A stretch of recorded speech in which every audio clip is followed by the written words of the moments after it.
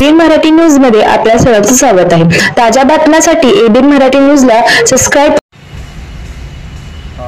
माननीय श्री सागर दोमकर विभागीय उपायुक्त राज्य उत्पादन शुल्क पुणे विभाग पुणे यांच्या सूचनेनुसार व आदेशानुसार तसेच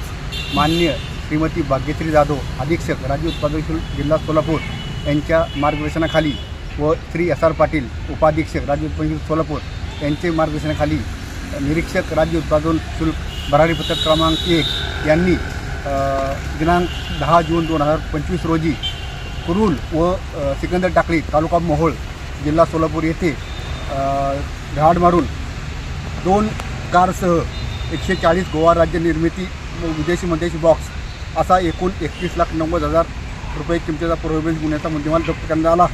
आणि सदर गुन्ह्यात 4 आरोपींना अटक करण्यात आले असून पुढील तपास श्री आर एम चौरे निरीक्षक व एल टी कांबळे निरीक्षक हे करीत आहेत।